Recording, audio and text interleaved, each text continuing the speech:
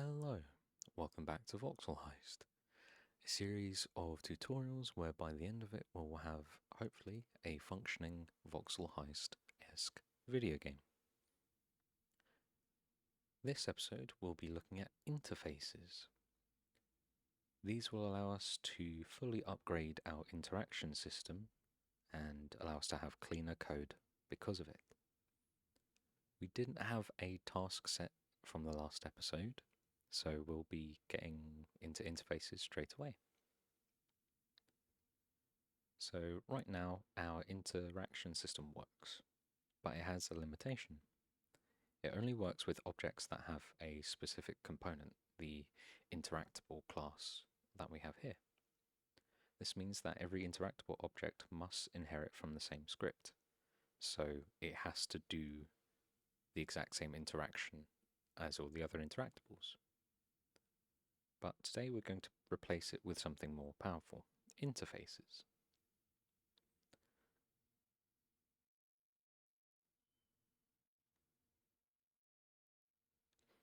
So I'll open up our interactable script, and you can see we have our basic interact from last time, along with a timer that we created at the end of the last episode.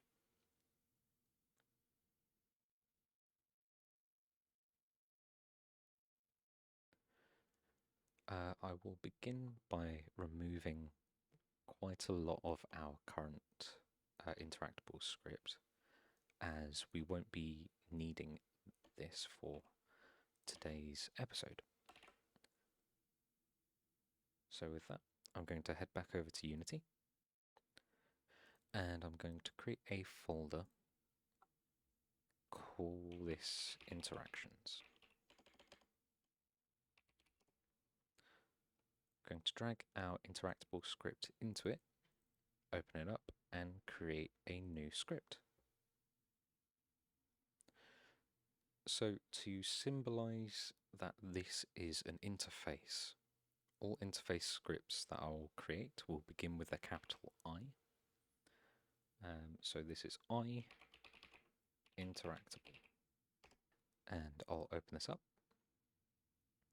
get rid of the default text, and we're also going to remove monobehavior and class. We'll be replacing class with interface. And you can see we don't have any errors, and it's aware that interactable is now the name for an interface. We'll add a void interact, close brackets, and leave it as is. So there's no logic that is required. There are no fields, there's no variables, nothing like that. We just need to let the interface know that we will be calling a function or a void called interact. We can do this because we can then assign the interface to different classes or scripts, and they will inherit the function interact, but we can override what those functions do.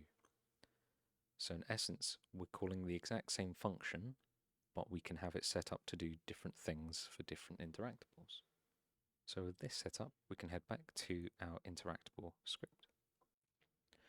Bearing in mind this is the interactable script, not the interface. We can also have this derive from our interface that we've just set up.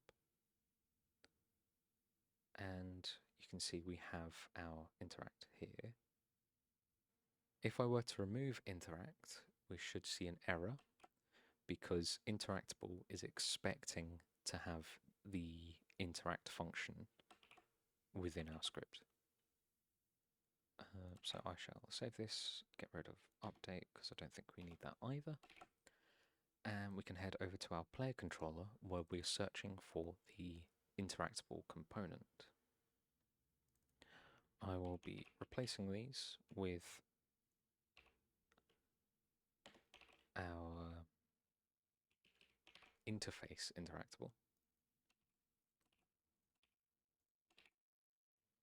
And just making sure everything's changed. So in theory, nothing new will happen because we will try to interact. If we hit something that has our interactable interface on it, it will then use interact, which is in essence what was happening before, but we can now have this interface run on a bunch of different scripts. So for example, imagine we have an interaction on a doorway. We'd want the door to swing open. But if there's also an item that we want to pick up, if we use the same interact script, then the item would, I guess, try and swing or animate like it would on a door.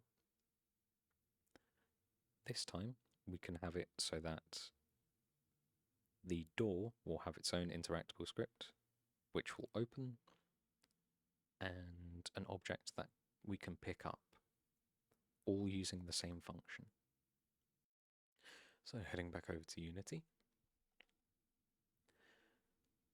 we'll just make sure that nothing's broken. So if I press play and walk over to this wall, interact with it, the cube was interacted with, which is what we should be expecting from our current interact. But now to demonstrate the different interactions we can have, I will grab just another cube. We can call this loot, and we can add, let's call it loot pickup, and we'll save this in our interactions folder. So open up loot pickup, and within this we're going to have it derive from our interface that we made and create a public void interact. And yeah, that is essentially what we're intending to make, but we'll have a debug.log message saying loot picked up and the game object name, and then we will destroy this game object.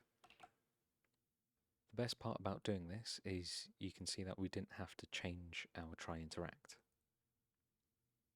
which is brilliant because this will always check now for if a script has the interactable or the interactable interface on it. And we can have two different things. So with those saved, if I head back to Unity and we go over to this wall, interact with it, you can see that this has remained the same. Our cube was interacted with. But if I go over to this one, you can see loot picked up loot, and it's been destroyed. So even though we are having the same function called, we can have different outcomes. With this built into our interaction system, I guess, now we can create doors, keypads, security panels, different, even hiding spots, loot for our heist, all sorts of different things, all without having to modify the player controller. So I'm going to call this episode here, as it is going to be a rather short episode, and I think from now on I'm not going to try and overly bulk up episodes where they're not needed to. I will just let the episode, I guess, take its natural course. So if it's an episode that requires a lot of information, then obviously those episodes will be longer. But for episodes like this, where it's just one new thing that we're learning, I'll keep it as is. But with that said and done, I will set up the task for today's episode. Back in a sec.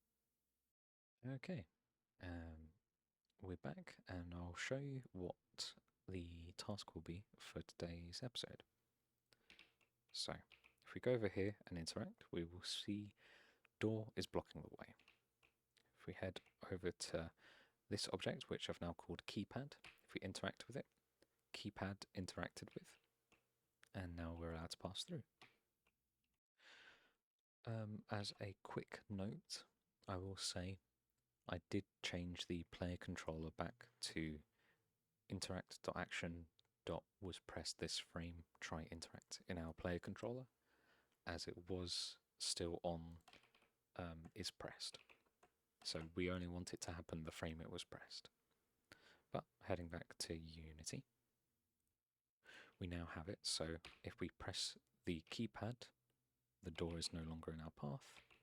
If we press it again, the door is blocking away. So, I wish you luck in this week's challenge or task. And yeah, thank you ever so much for watching. Please feel free to like and subscribe, and check out the links in the description below. Like I said, it will be a short episode today, but we'll see what next week holds. As next week we'll be looking at the user interface basics. So we'll be looking at different canvases and different layouts, which will allow us to show text to the player, or different images or buttons, or all sorts of things. But yeah, thanks for watching, and I'll see you next week. Bye.